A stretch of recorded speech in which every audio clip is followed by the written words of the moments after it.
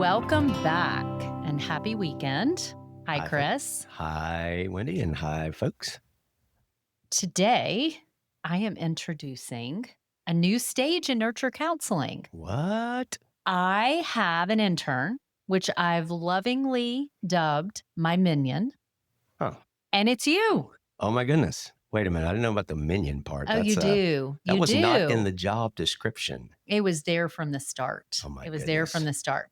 So, one of our daughters this morning suggested that maybe part of this job description is you bring me coffee when I want it, and you roll out a red carpet everywhere I walk. Oh my goodness. You And mean those like I don't already do that? Is that what you want people to think? I They don't. think you could up it a little Okay, bit. I could up my game. Yes, yes. Oh my goodness. So, in all seriousness, you are almost completely done with your degree, I can't believe it. sans your practicum and internship. That is correct. They have let me cram all the book learning parts into my head, and there's been some practical skills learning and training parts of it.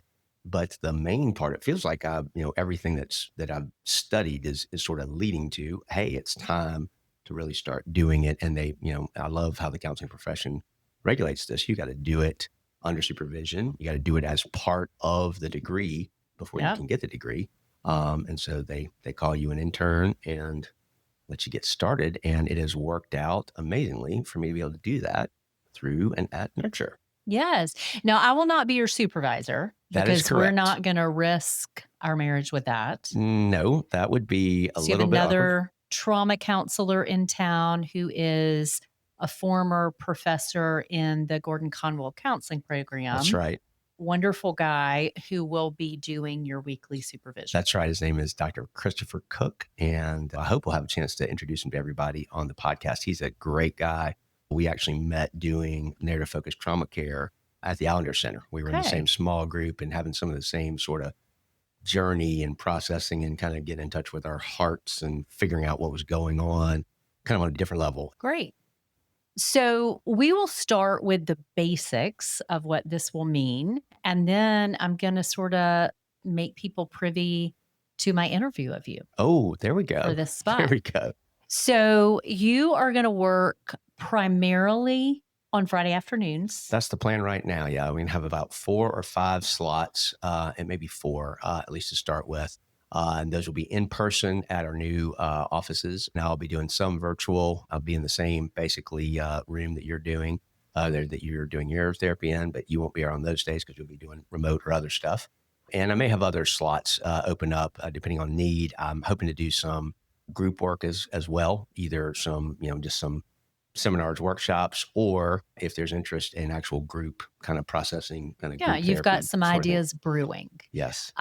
There will be a reduced rate, which we will let people know later, but just because you're not fully credentialed, that's how pretty much all That interns is how it works. Yes. enter the game. But it's a good way for you to get the hours you have to get and other people to get really good care at a reduced rate because you'll be supervised for everything you do. It's also a secret plot takeover. Good luck. Good luck. All right. So I am now going to interview you sort of retrospectively, similarly to how I have interviewed you during our life together. I Okay. would say. And the it's not going to be like that all the time. is it? No. Okay. Although I do have to say with this minion boss thing, so Bossy Beulah's Chicken Shack, my favorite for iced tea hmm outside of McAllister's.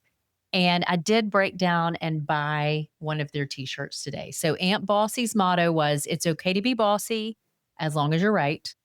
The one I bought today says the bossiest of all. So I was like, it would be fitting to wear that today, but it's like 100 degrees and I Of couldn't bring course. myself to put on a cotton t-shirt. That's Bossy Beulah's Chicken Shack on Freedom Drive, also now in South End and other locations around Charlotte. It's a good commercial. I We like hope that. they hear us and maybe, give us some sponsor love. Just kidding. They give me some free tea because I'm in there so often. So We they're get very free tea for kind. life at this point. Okay. So I want to know a little bit, like we know that you are a lawyer. This has been your career. Yes. You are not giving up your law practice. I'm not. You are merely adding in another component. And you don't know what it'll look like long term, but for now, you'll be doing both. Um, I want to start by asking you about your own healing journey. Oh, wow. Okay. So, when you think back to maybe, so you and I are in our mid 50s now. That is correct. We got married when we were just over 20. I think you were 22 I was and I, 23 and you turned 23 a few weeks after we okay, got that's married. right. We were Yep. 22 and 23. I was turning 23. That's right. So it's been 32 years 32 that years in we've August. been Yes. walking and growing and healing together. So when you think back to the you who got married to me, what would you say was the fuel that kind of kept you going? What is it that surrounded the way you showed up in the world? Okay. I think there's a few different ways you could conceptualize it. I think I was the nice guy, the good guy. I, was a pretty straight laced, I guess, straightforward kind of person. Um, uh, Now, Smart, did well in school. would you say straightforward? Oh, straightforward. That may not have been the best word. No. I was going to say straight laced, but that's not, that word doesn't sound exactly right either. I think I was, like the valedictorian, super smart, got scholarships to school, President of our youth group. vice I president, was actually. there. Oh, Actually, vice I was vice president. president of lots of stuff. I actually never was president. That's one clue that I didn't have real leadership skills that Okay. anybody recognized or wanted. I usually knew enough I could get elected vice president, which I figured out early on. You didn't have to do anything. That's a good role. Secretary, no way. No, Mm-mm. I'm not the person for secretary, but vice president was always like a figurehead sort of thing that looked good at the time. We were all worried about our college transcripts or application transcripts, and you didn't have to do like you have to do these days and like save a country and Yeah. invent a whole solution to something. I mean, you just had to have a bunch of stuff on there. Look, he was the vice president of something called the Key Club. I don't even remember. I I think don't I remember was what we in did. it. I Yeah.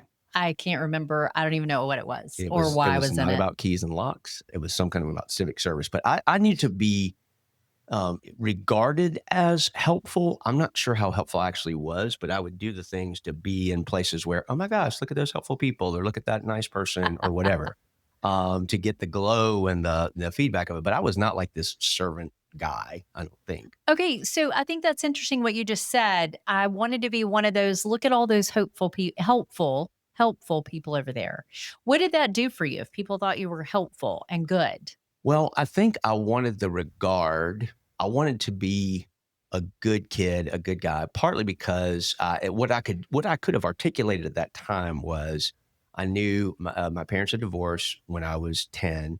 It had been very chaotic and difficult. And my mom was determined that we weren't going to be a statistic. There was so much coming out. Mm, No fault divorce had arrived in the 70s, and there was all this energy around the children of divorce grow up to have all these problems and to be, suffering in all these different ways. And my mom was like, yeah, not I my remember kids. having the image. It was like they're axe murderers and they're like terrible. They drop out of school. Like it was such a sensationalistic When slant. even the language around it, you're from a broken home now. As I look back on that, I'm like, oh, number one, I think a lot of homes are broken, whether Oh, there's a divorce that happens or not. There's a lot of absolutely. brokenness in the one sense. And to say that, well, only those kids are suffering and broken or Yep. broken to some a different degree. I don't view it that way anymore. But that was the stigma that I sort of felt up against. Number one, I didn't have a father figure in my home afterwards. My mom remarried for a short time. Had a stepfather for like a hot minute. Um, and then I did have, men in my life, father figures, sort of, who would take me under their wing or sort of, gave me some attention, but nothing that was on the anywhere close to replacing, Mhm. a good fatherly male presence. And my dad was pretty much not involved not at all from ages 15 to 22, and really not much between 12 and 15 either. So I also had I sort of picked up what I, learned from my mom. She was social, nice, friendly. We went to church. I think I did, meet Jesus at a young age to some degree, as much as you Mhm. can with a Yeah. barely baked brain then. Yeah. But I became kind of, yeah, youth group kid. I could sing and act. So I liked being on the stage. And I've talked about that before on the podcast. So I won't go into here, but like the stage was a comfortable place for me because I could pretend, I could put on a character. And I like to do a lot of that, probably putting on, being funny. My friends and Yeah. I always knew the, jokes and routines from comedians or SNL, stuff like that. So, how do you think this longing to be regarded well intersected with the loss of your dad in your life? I think, well, and some of this I only put together more in recent years was our family's breakup or their breakup was fairly well known in our neighborhood. Like it was kind of notorious because I think I remember spending nights at 4 or 5 different Oh, neighbors' houses yeah. or going to get our next door neighbors in the middle of some horrible conflict. My mom would send me over, go get so and so or whatever. And so I think I felt to some degree like all eyes were on us. Mm. I couldn't have articulated it that way, but I sort of felt like, oh my gosh, everybody knows we're that family that everybody has to sort of step in and Oh, help out and what's happening now. And that so, sounds very shaming. I don't know yes, how that landed with you, but I couldn't have named it as shame. I think it mhm. operated on me internally Yeah. without me being aware of it. Yeah. And therefore, I was instead determined I will dazzle, I will impress, I will get such good grades that Uh, you'll think I'm so smart. I will, sing so beautifully or act or whatever. And I wanted that acclaim. I wanted eyes on me in a good way, I think, and to kind of a desperate level. is there some part of it too, like, I almost wonder, we can't believe he came from that home. Look at him. Yes, yes. Like, you were defying statistics It so was very well. much on that level, and then it was Yeah. also showed up, I think, in how I interacted with, girls as an adolescent, like when you and I met and how I, dated and things like that. My dad was such a screw up and was so, harmful and hurtful. I'm not gonna do that. I will be the nice guy. I will be, the kind soul, and that led me in part because I physically developed, I think, a little bit later because I had to do a lot of emotional maturing to some degree at that level Mhm. to survive my family.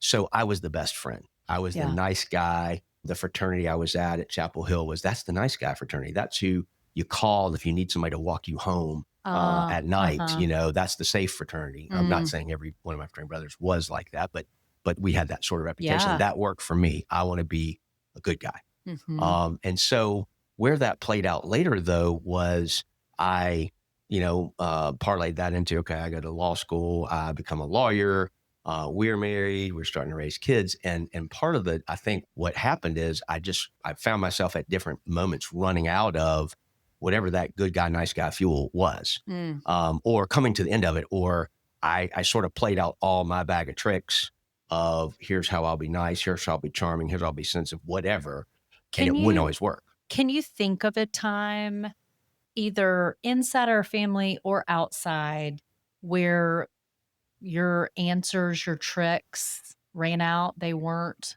doing the trick, so to speak? Yeah, I mean, there were some glimpses of it early on when as we talked about in the podcast, when we first got married and we had been best friends and we had no context for we are going to actually land on each other's, we had these Mhm. places of harm and wounding that we were completely unaware of. And the first cracks I can remember were in that season of conflict and Yeah. rage kind of came out of me kind of Right. early on. And Well, because what you knew to do was not working, yes, and it had worked many times before. We have our strategies because they work. yes, yes. Um, And so and yeah, it sort of worked because I did get to marry my best friend. I married somebody that I was very in love with, very attracted to. It was working.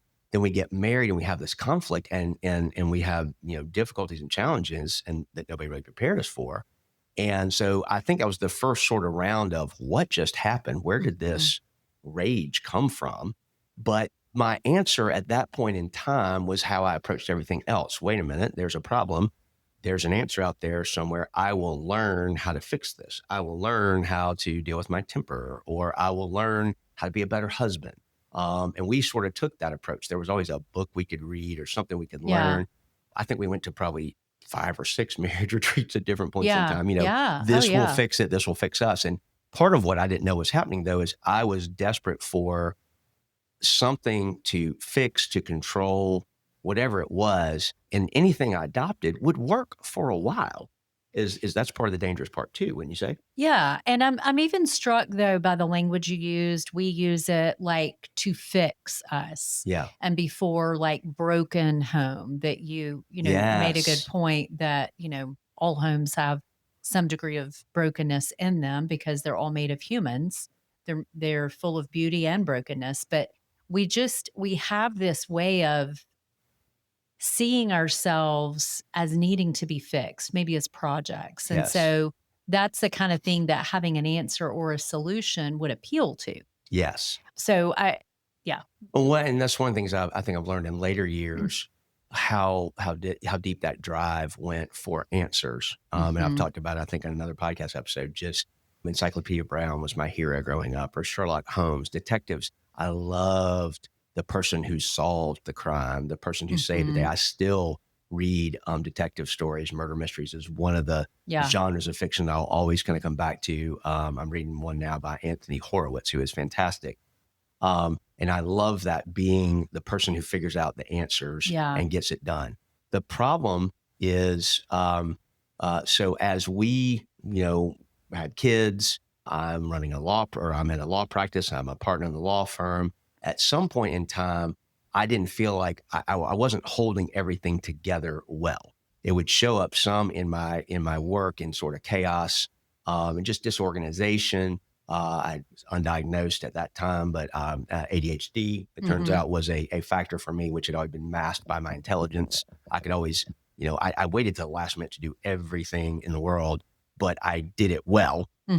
Even had to stay up all night, the night before something was due or the night before an exam, but I would pull the all nighter and it would be A Yeah. level work. So nobody was noticing or worried about me. But really what happened is trying to navigate career, which was going fine, and our relationship and kids, and then mom at that point in time, mom's battle with cancer, Yeah. and she had needs and kept kind of pulling us back in, and we were rightly wanting to care for her and be with her in her cancer journey. And there was, I started running into, I don't actually have an endless supply of energy or Hmm. boundless resources. I didn't have a self, I think, as I look back now, as I was bopping back and forth from here I go do my job. Now I'm doing what Well, I'm doing at church. Now I'm the dad. Now I'm, yeah. all those things. And if I can pause you for just a minute, I'm aware, there's this belief in in your family early on that your family is broken Hmm. and your mom refuses to let y'all be a statistic. Yeah. Okay. But she also needed you to do a lot of fixing. Go get the neighbor, Yes.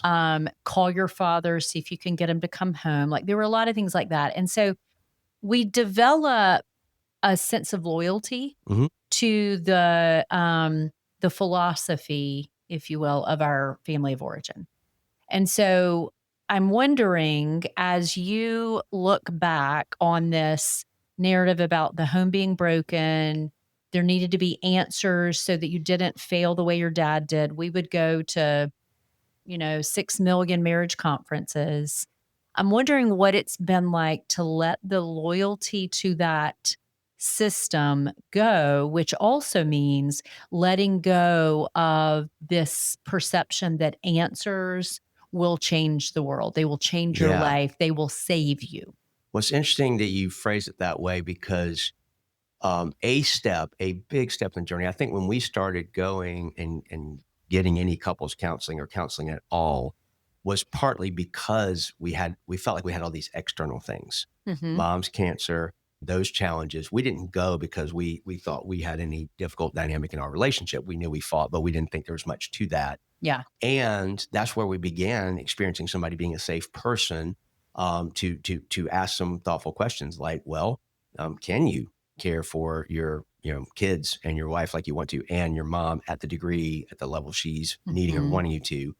And that woke me up just even to the idea of I've got to think about in terms of those loyalties, in terms of what have I been operating, what's my operating system, if you will, Mhm. and how did it get wired? And a big moment was a time during that whole stretch when, in a conversation one time, my mom kind of went down a path she had gone down before, and there's so much to love about her, and she's a wonderful person. But in this moment, this was not her best, side on display. But she said, sort of attackingly, contemptuously, "You and your family, you just have to put your family first. You're always putting your family first." And for the Uh-huh. first time, I actually rose up and looked her in the face and said, "Yes, I have to. That is what I'm actually supposed to do. If I don't have the capacity and resources to handle everything that is possible that I could do or should do, I've got to start prioritizing. And yes, I have to choose them over you."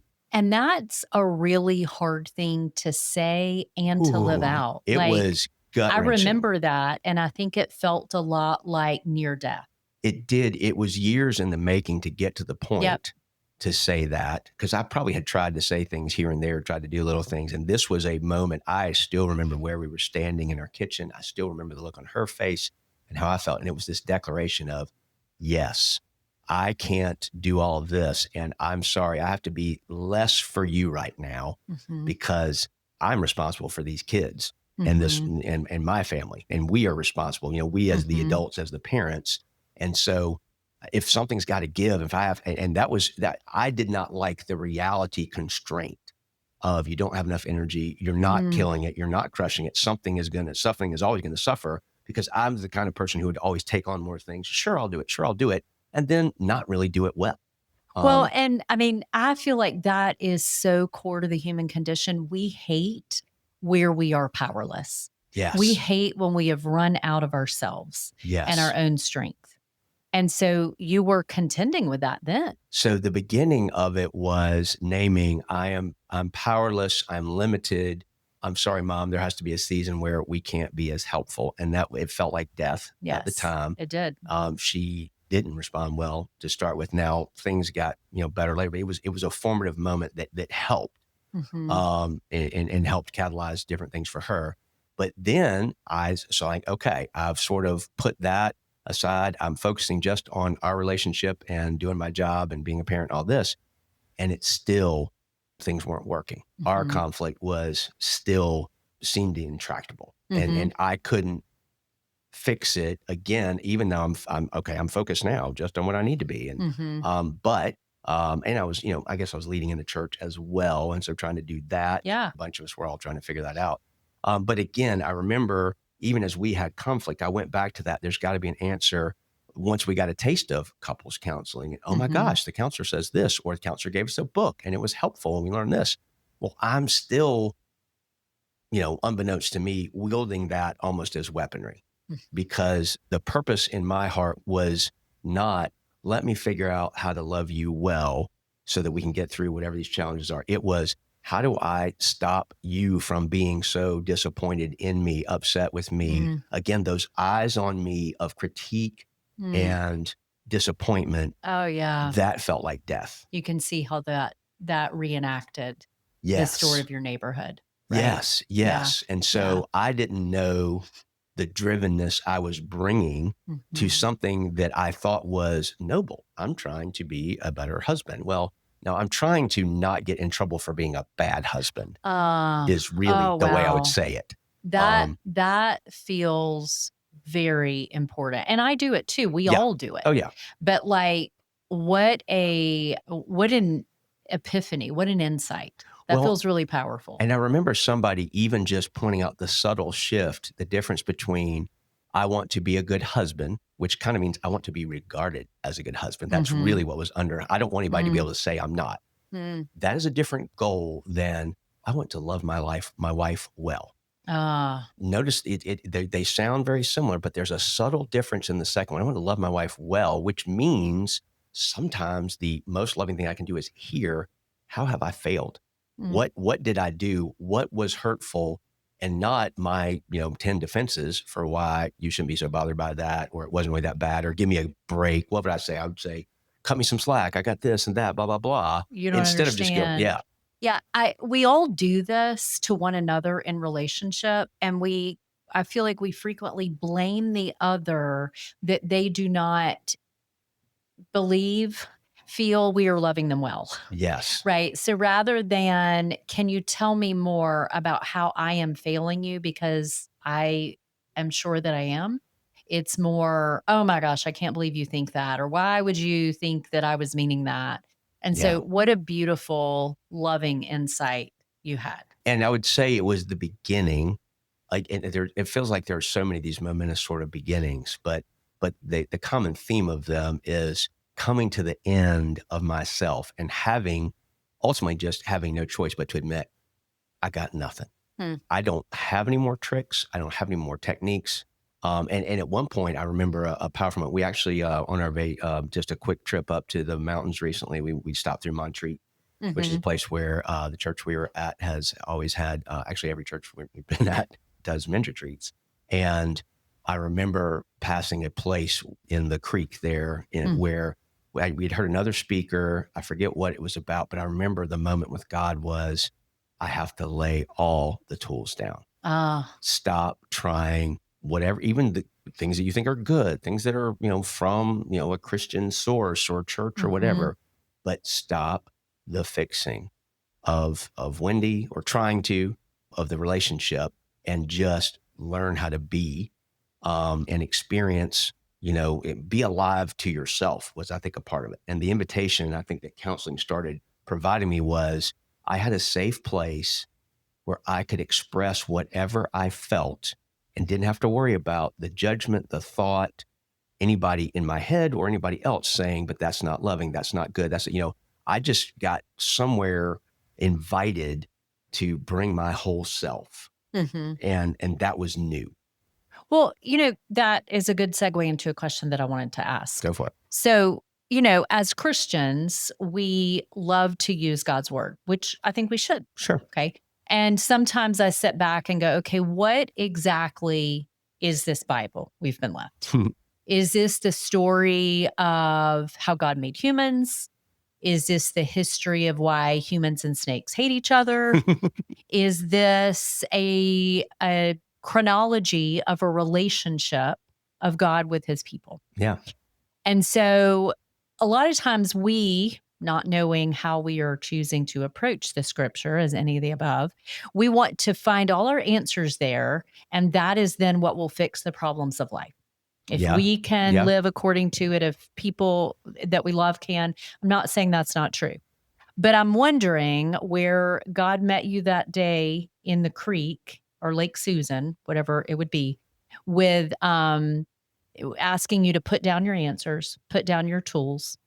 Who was he to you in that moment when he was like, hey, it's not about all the tools and the answers and quote, getting it right?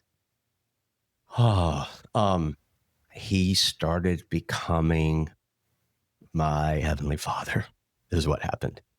Mm. I I didn't expect to go this direction, but I started to let myself feel what I've been carrying probably for 20 plus years by that point. Mm. More than that, God just held me and just met me and accepted me with all the mess and chaos of feelings that I had. Mm. And I began to taste that I could actually be honest. Mm. My Ah. prayer life became, I think, way more authentic and inarticulate. Oh, Yes, what do you mean by that? I mean, I began to experience what it's like to wail, to moan, Mm. to grieve. Mm. I became, I think, as the scripture says, Jesus was a man acquainted with grief, and I had not been before that. I could talk about grief, I understand it conceptually. I Mm. began to unlock my own grief Mm. and why was this so hard, and why did I feel so strongly that I needed to fix and do this and all this. And God just held me and provided care in the form of several men and friends who held me and who let me not have it together. They let me Mm. fall apart and they loved me anyway. And I experienced the Mm. kindness of God in a deeper and richer way, began to, Mhm. where part of it was like, hey, you don't need the tools for me. You don't need to fix anything. I'm not sitting here going, hey, product of a broken home, you need to get this shit right. I'm Now, going, I'm I just love you for who you are. I'm struck by the tenderness, and I Oh, picture, like, Jesus drawing you to his chest, and he's like, "We're gonna keep warm by this fire that is fueled by your building plans that I've just shredded, oh my, because that's we a don't good need them, metaphor. right? Like, Right. Oh my I gosh. just want you, and I want you to know who I am to you." Yes. I remember hearing Tim Keller during that time period too quote an old hymn or something. It was "Lay your deadly doing down at Jesus' Mhm. It's an feet old hymn. and rest in him complete." And that became real. Yeah. And where I became, and it sort of changed how I showed up in our arguments and stuff. I'm like, I'm not arguing. I actually don't have any arguments. Mm. You make a good point. Or even if you didn't, I still, I kind of even got away from the whole, it began the undoing of the having to be right Uh, in life in general, but also mhm. in a conflict. Yeah. It became less important to win and to persuade, which was that was my stock in trade. It's what I did for a Mhm. living. It's what I was darn good at. And just to sit in silence and sometimes have no answer. And I think, I mean, you speak to that, but at some point, I started to be maybe a little safer for you to actually feel your feelings and Oh, not get a damn answer or lecture or shutdown of some form from me. oh, 100%. That's been part of our beautiful journey together. I mean, I've Yeah. brought my own things that I've needed to change, and more of that will always come out here on this podcast. Yeah. But no, I began to experience that I too could just be, and I could be brokenhearted. I could be with nothing left.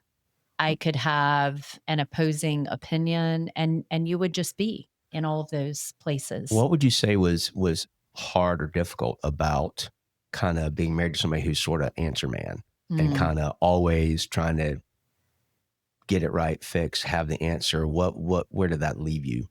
Well, I think one place it left me was there was a lot of shame. I felt a lot of shame when I didn't get it right Mm. or meet your standard, live according to your answer, or Ooh.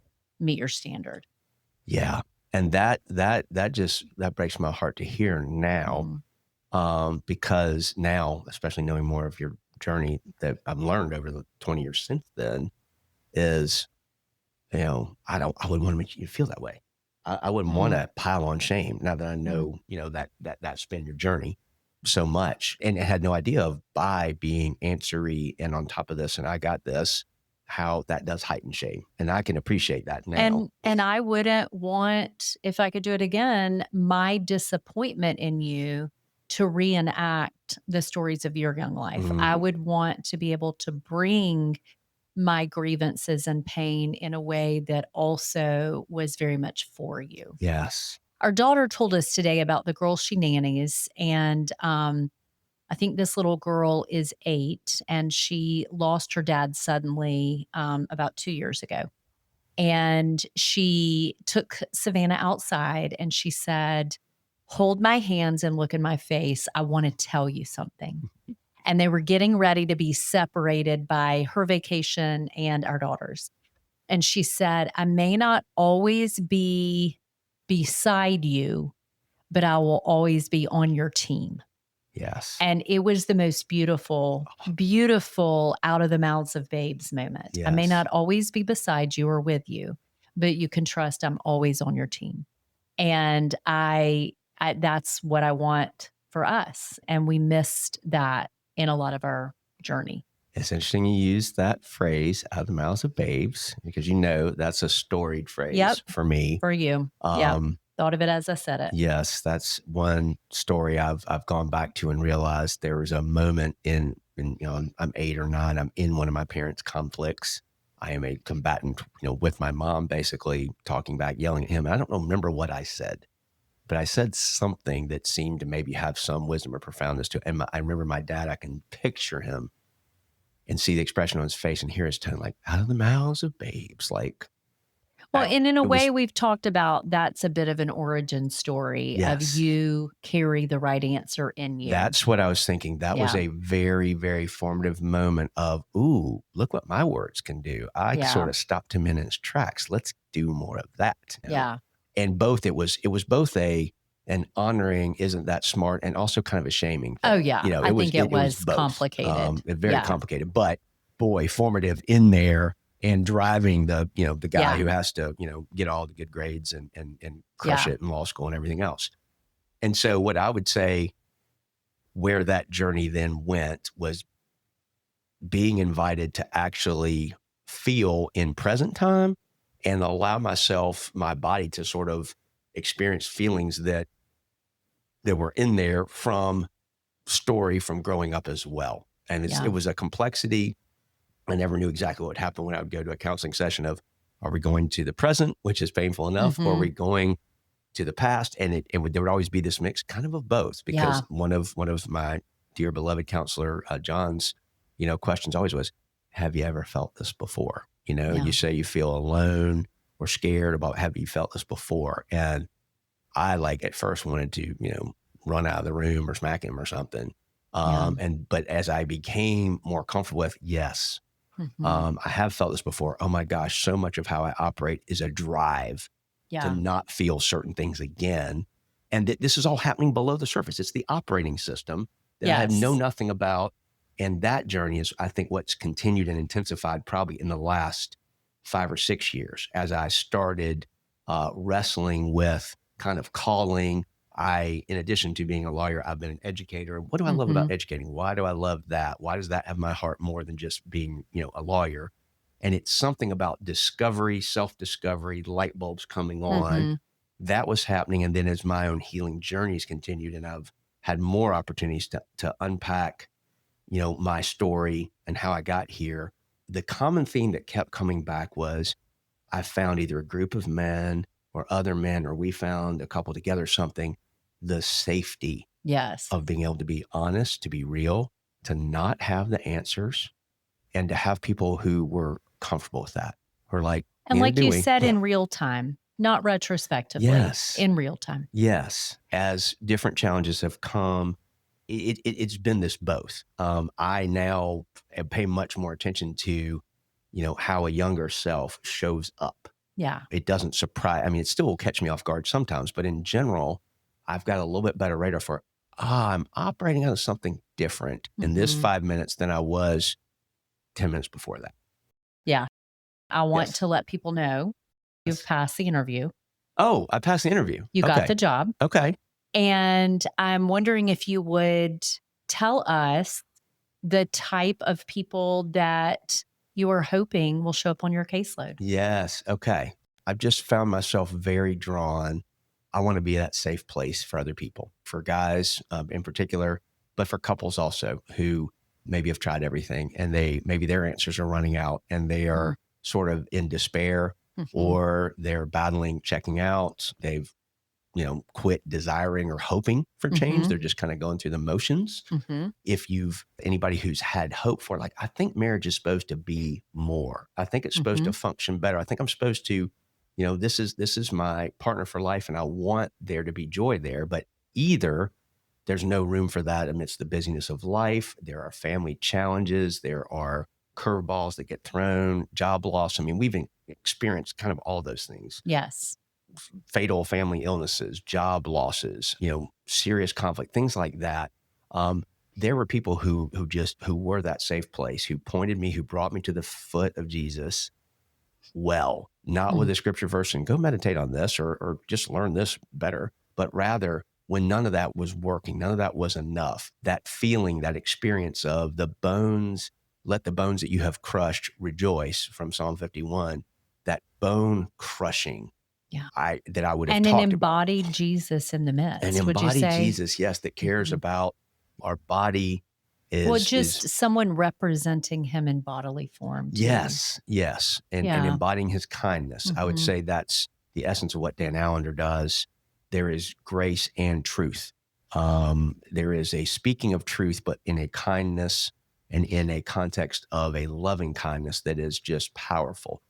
I hope I can channel a little bit of that. I hope I can share a little bit of Oh, I that have no doubt. just by being, being safe, being real, with folks, whatever you're navigating. There's not anything, I don't think anybody can say anything that shocks me.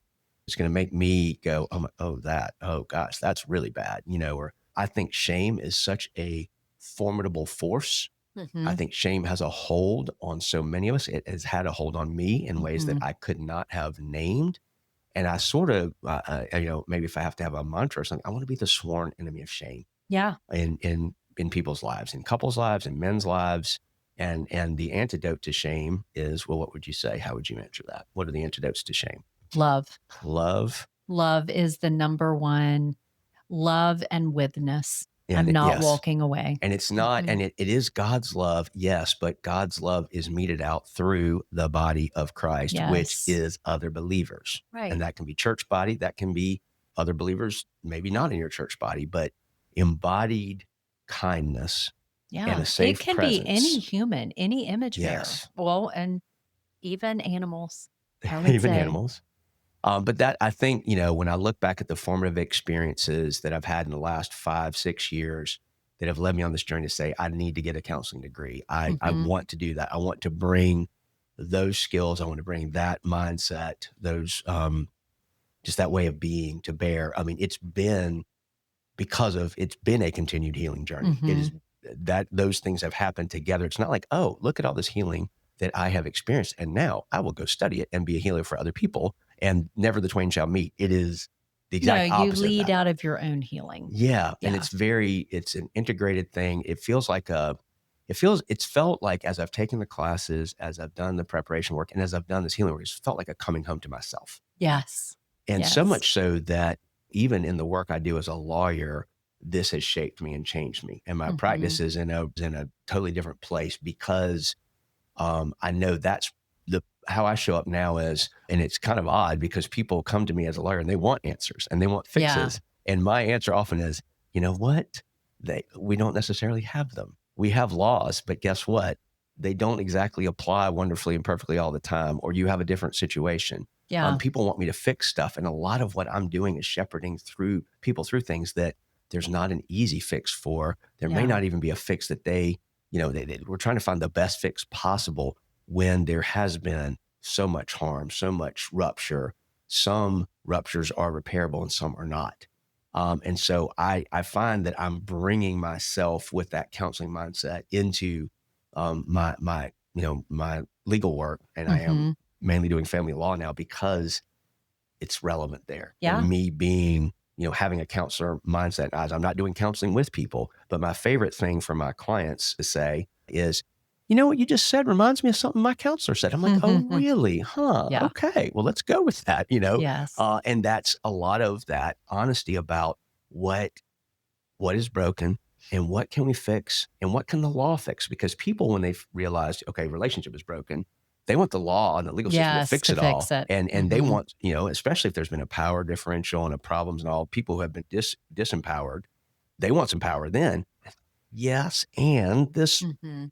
way of doing, and sometimes we have to right the power balance. And I've had some experiences where I've definitely gotten to do that to Yeah. help right a power balance. And we don't want to pendulum just swing all the other way. And now let's crush them because they crushed me. Right. Right. I'm very resistant to that kind of, we're not going to play out the same dynamics in your separation and divorce that played out in the marriage. That's not going to help, particularly if you got kids that you got to raise. Very well put. How do we want to work together? So all that is to say, the counseling piece, I'm really excited about getting to work with couples in particular where, the wheels have fallen off. They don't know Mhm. how to put them back on and they've tried stuff.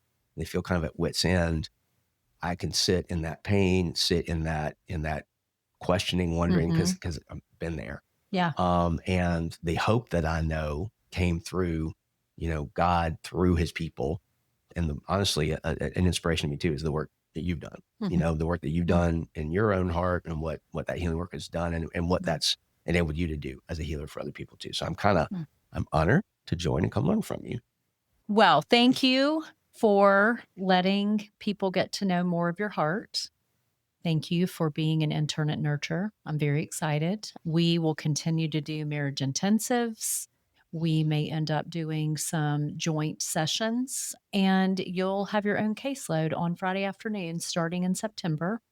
I'm really excited. And we will keep people posted, but anybody can reach out to our assistant Elise or on the website if they or someone that they know might be interested.